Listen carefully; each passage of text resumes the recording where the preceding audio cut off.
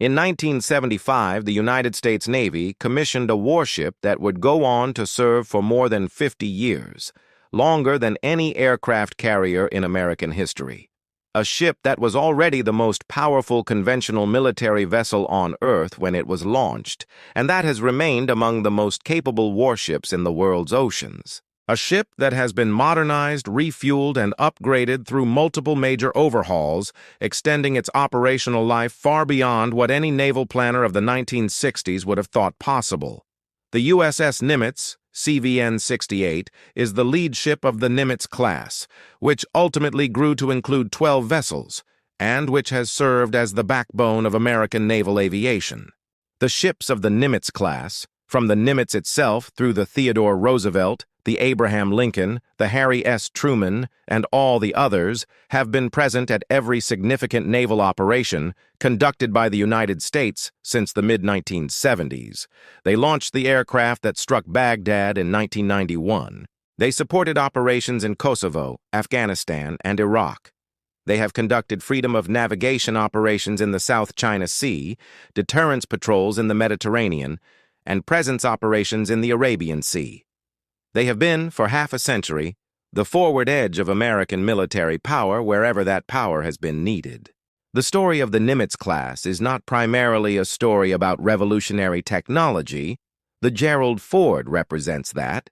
It is a story about engineering durability, about building something complex enough to matter and reliable enough to last, about the discipline of operating an extremely sophisticated piece of engineering.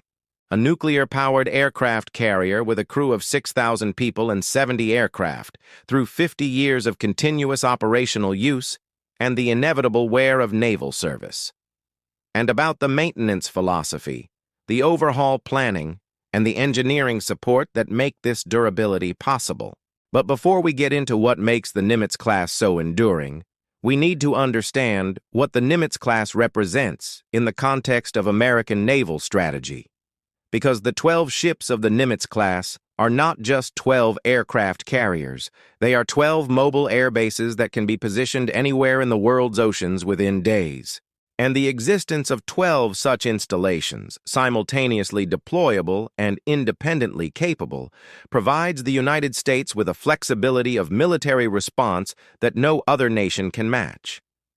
The strategic logic of maintaining 12 carrier strike groups, rather than a larger fleet of smaller vessels, is the same logic that produced the Gerald Ford.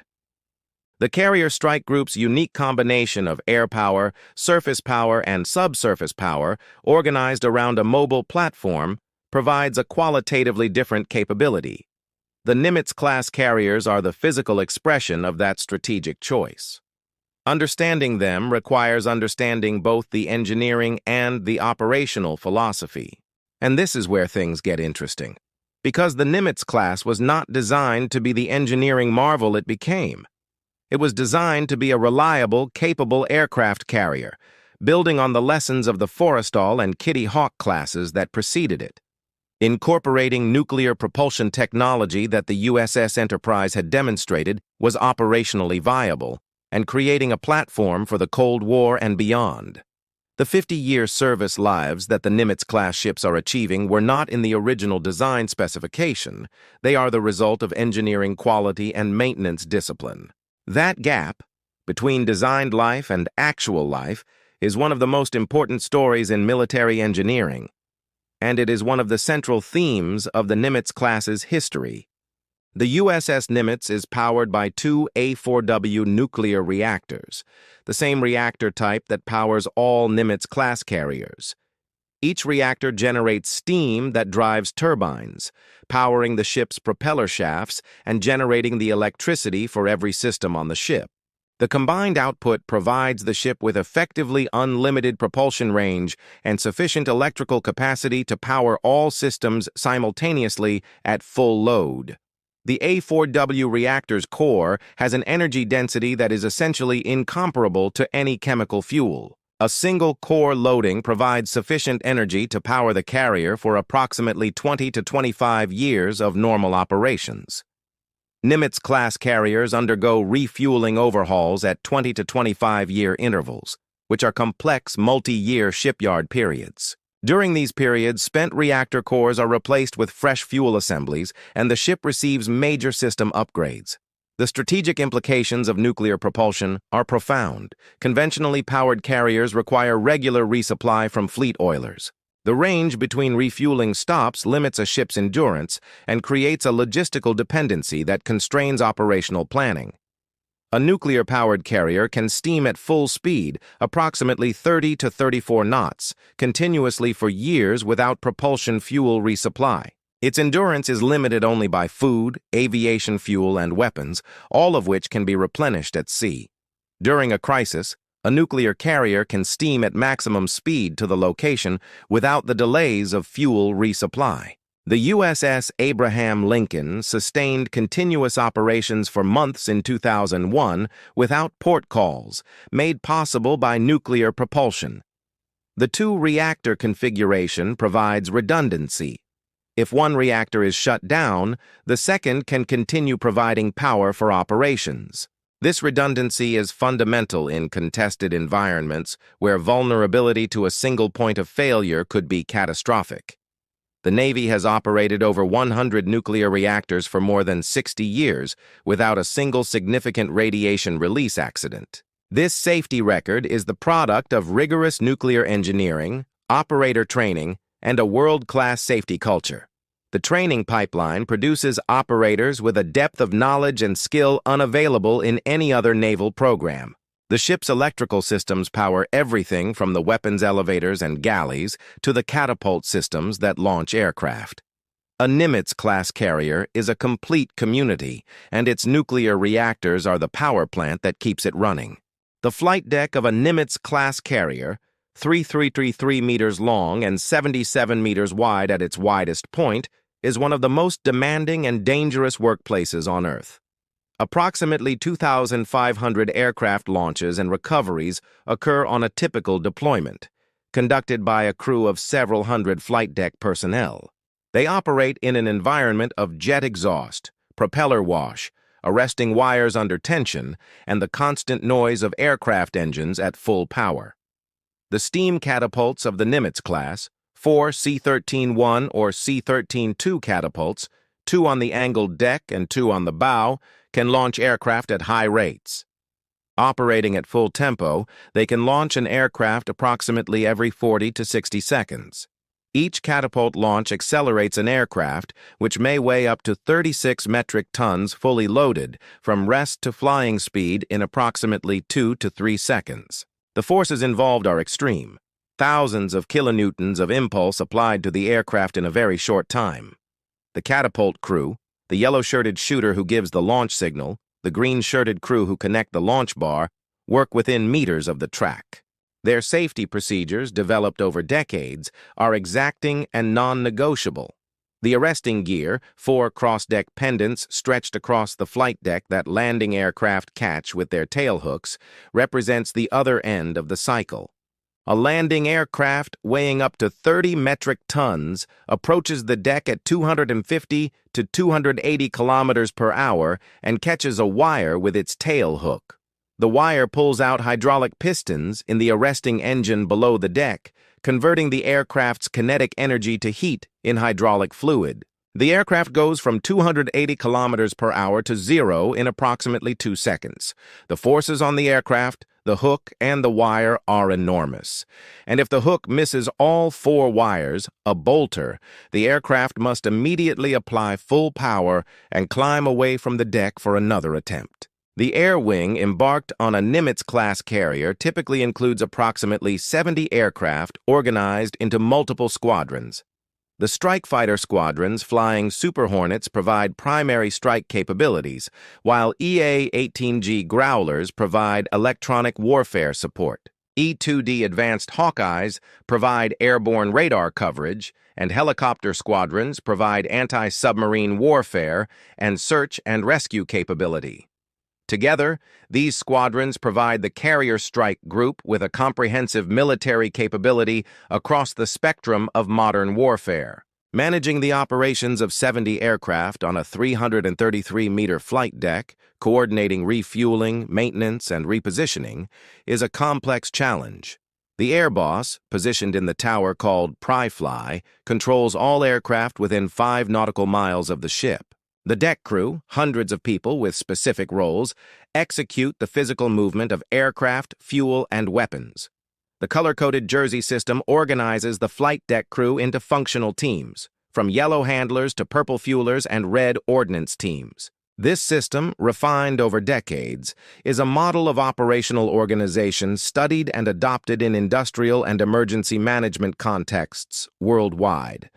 When everything works, catapults at full tempo and smooth recoveries, it is a form of industrial choreography unlike anything else in human experience. Maintenance crews troubleshoot aircraft, and ordnance crews load weapons simultaneously on a 333-meter deck in the middle of an ocean. The Nimitz-class carriers have conducted this choreography continuously for 50 years, representing the most comprehensive test of any military engineering system. The USS Nimitz was commissioned in 1975. It was designed for a service life of approximately 30 years. In 2025, 50 years after commissioning, it is still in service. The gap between its designed service life and its actual service life is not accidental.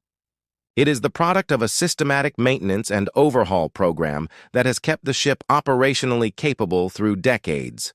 This span of time has seen multiple technological generations of aircraft, weapons, and electronics come and go.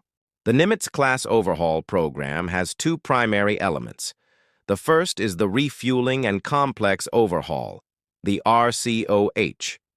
The RCOH occurs at the midpoint of the ship's service life, typically lasting approximately 4 years in a multi-year shipyard period.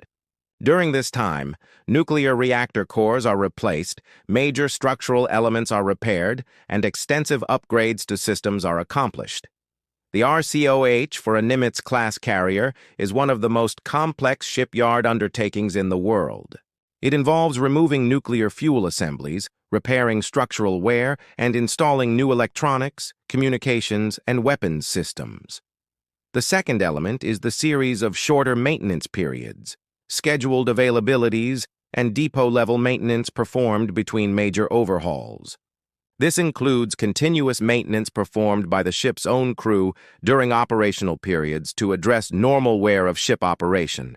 These shorter periods are carefully planned to maintain readiness while minimizing the time the ship spends unavailable for deployment. The maintenance philosophy is built on the principle of continuous condition monitoring and predictive maintenance. Rather than waiting for systems to fail, the Navy monitors wear indicators and replaces components before they reach the point of failure. This predictive approach reduces unplanned maintenance, extends component life, and ensures operational availability remains high throughout its service life.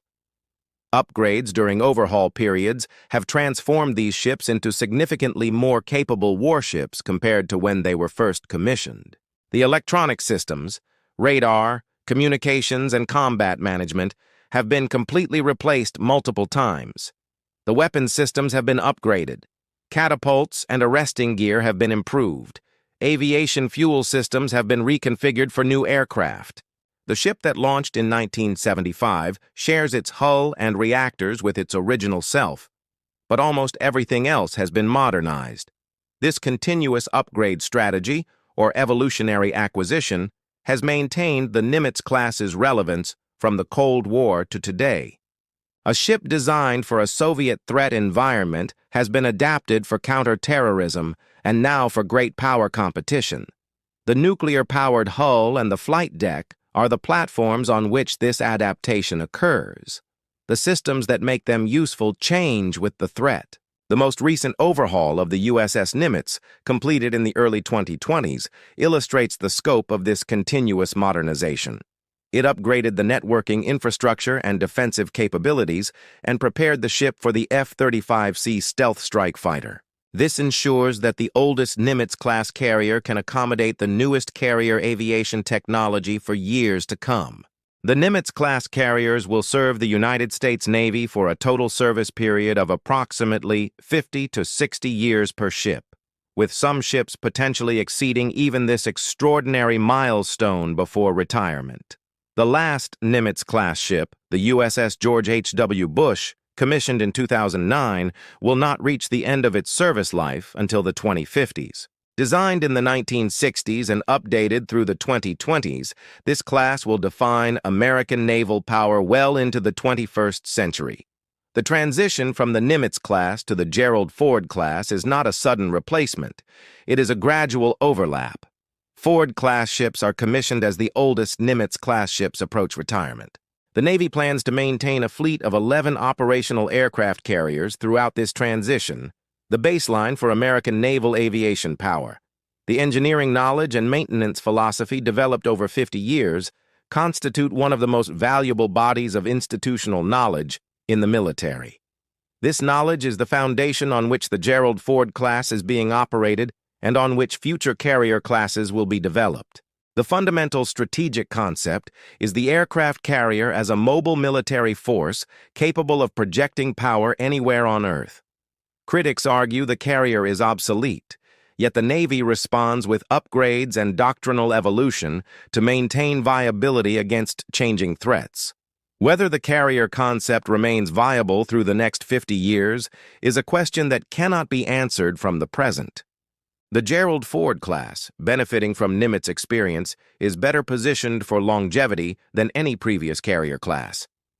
Stand on the flight deck of the USS Nimitz and look toward the island, the command center through 50 years of deployments. The deck has felt thousands of landings. The catapults have launched tens of thousands of sorties. The reactors have powered millions of miles. And the ship is still here, still operating, still launching aircraft, still carrying 6,000 Americans to sea. This is 50 years of engineering durability and the strategic choice to invest in mobile, nuclear-powered military capability.